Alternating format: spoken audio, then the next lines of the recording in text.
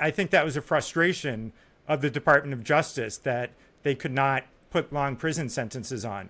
So they found this felony charge in a law called Sarbanes-Oxley. This was a law that was passed after the Enron scandal, and it had to do with the accountants at Arthur Andersen were shredding documents, and Congress wanted to pass a law to kind of up the felony on that, having to do with obstruction of official proceeding.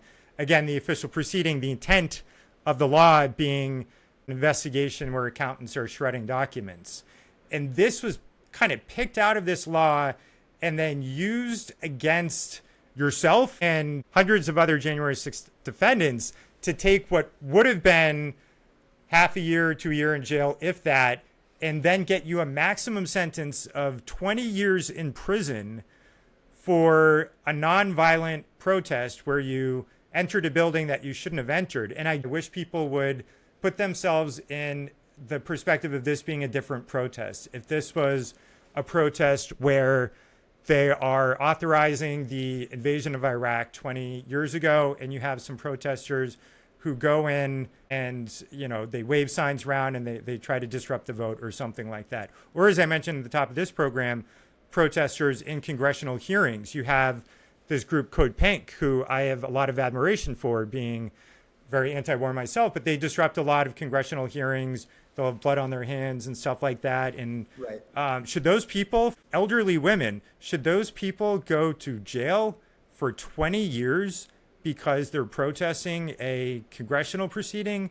And should they go to jail at all? How many people go to jail for misdemeanors? We're actually kind of missing this point. Technically, you can sentence up to 6 months for a Class B or up to a year for a Class A.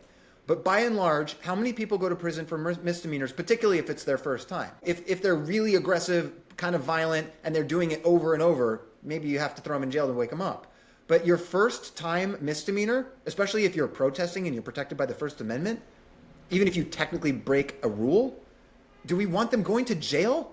I mean, come on, guys, that's insane. No, the answer is no. Trust me, I went to jail. It's terrible. It is terrible.